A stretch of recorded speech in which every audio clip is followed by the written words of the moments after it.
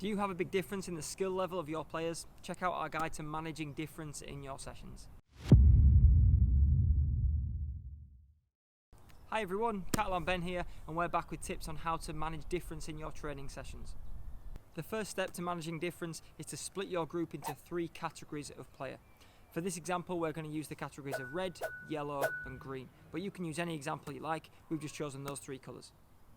Red players, or category number 1. These players are probably the players that are least experienced or the lowest in confidence in your group. They may be relatively new to football, or they just may not be as interested in football as other players that you coach. Yellow players. These players are usually the middle ability of your group. These players may not get an abundance of success, but they do have some confidence on the ball. These players usually make up the majority of your group. And green players. Green players are usually the strivers in your group.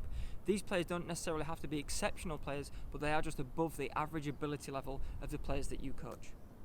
Now, these categories you may already be aware of, or you may need some time to write them down and make sure you can analyse each player and understand which group they would be in, depending on their ability level and their confidence. So if you don't know them off the top of your head, have a sit down with a pen and paper and make sure you categorise the red, the yellow and the green players for your specific group. Be aware that players can change categories during the season, and they may even change category from week to week. It may be that you've got a great goalkeeper in your team, so he would be a green player. However, if you're doing a session on shooting or a session on passing or defending, something that's not one of his strengths, he may be a yellow or a red player for that specific session. The players should not be made aware of their categories. Whilst green players may see it as a pat on the back for being top of the group, a red or a yellow player may not feel as confident and may be disappointed to find their position within your group. So make sure you don't tell the players which category they sit within. Now that your players have been put into their categories, you can now start to plan your session and make sure that each group gets the best out of your session. Dribbling defenders. Now, any green player can be given their own ball to dribble with while they're trying to defend. This makes it a lot more difficult because they're working on ball mastery as well as trying to keep their head up and trying to win the ball back from their opponents. The great thing about this is the red players and the yellow players are now running against defenders that have a little bit of an obstacle in their way, making their dribble, their pass, whatever it is that your session's focusing on, a little bit easier because they're dealing with a dribbling defender. When planning drills that allow flexible numbers, you can put green players in situations where they're outnumbered by their opponents. This challenges their decision making and gives all players a challenge that is relative to their ability level. So green players get smaller numbers and red players get bigger numbers. Very simple, but very effective. Be careful not to outnumber the green players every single time. They may feel that the game is unfair if they are constantly outnumbered. When taking part in shooting or attacking drills, you can use an outside the box rule to make sure that your attacking players are scoring from different zones based on their ability level. A green player, for instance, would shoot from outside the box or from behind a guideline that you can put down with spot markers, and red or yellow players can score from inside the box and be a little bit closer to goal, therefore managing their success and boosting confidence for those lower ability players. One-to-one time. In your sessions, if you're lucky enough to have 2 coaches available, then set up some one-to-one time for your players. Set up your usual drill as you would for the bulk of your group, and then set up a small area to the side that can be used for one-to-one training. Whilst one coach will lead the majority of the group, the second coach can pull players across to that one-to-one area and give them some really intensive but really tailored training for their ability level. For instance, if you're doing a passing session, set up a one-to-one drill to one side that can allow players to work on their passing technique. Just a few minutes out with a coach doing a one-to-one session can really refine technique and make it much easier for those red and those yellow players to join in a passing session and not be giving the ball away and not feel like it's affecting their confidence. Now, all players can be given this one-to-one time, so the one-to-one can be set up very basically for red players. It can be a little bit more difficult for yellow players, or you could actually do it with the green players as well and make it quite tough. Challenge them on their weak side, challenge them with the ball in the air and things to that effect. But make sure that all kids are given this one-to-one time and not just the red players. It can be a great way to get the red players to catch up with the rest of the group, but it can also be a great way to make sure that every single kid is getting one-to-one training. That one-to-one training is the best way for all kids to learn. The Magic Man. Red and yellow players will usually struggle the most in matches. It's the hardest place to get on the ball and to make any kind of difference. So try implementing a strategy during games that will allow them more chances for success.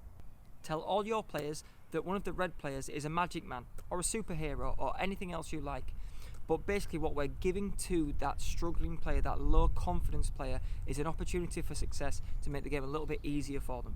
So this player now has special powers. Let's go through a couple of the special powers you can give to one of those red players to help them in the game. The force field. A force field means that that player cannot be tackled.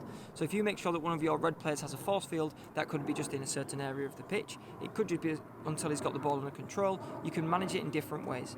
But if the player has a force field around them and players aren't allowed to tackle that specific player, can make it much easier to manage their success and boost their confidence.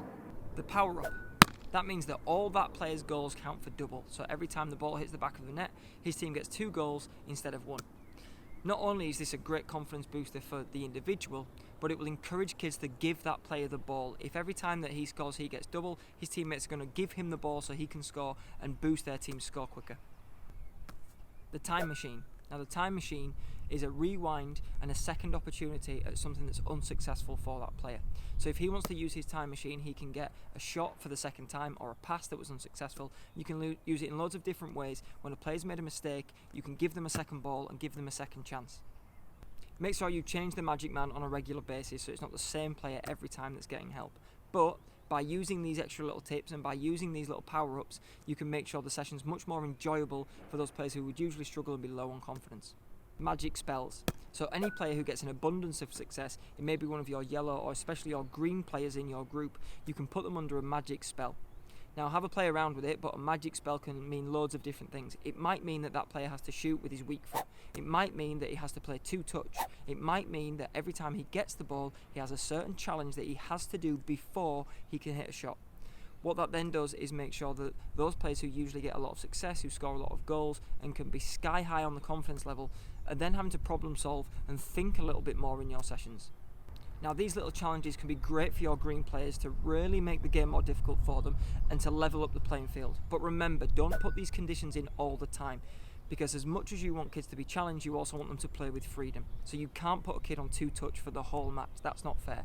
So have a play around with it, do it for maybe a couple of minutes, but then make sure they still get a chance to play with freedom and express themselves. Quick note, whenever you're doing any of these kind of power-ups, make sure that you have plenty of spare balls in your hand. If you want to give a kid another opportunity to score, you don't want to be chasing the ball away 15 yards before you can give him that opportunity. So every time you do any kind of power-up drill or any kind of game that has those kind of conditions in, make sure you've got spare balls ready to roll just in case they need it. So there you have it. Those are some of our favourite top tips for managing difference in your sessions. Thanks for watching. We really appreciate your support, and don't forget to subscribe for more great content coming soon. Remember, for the best coaching, classes and camps, visit CatalanSoccer.com. I'll see you next time.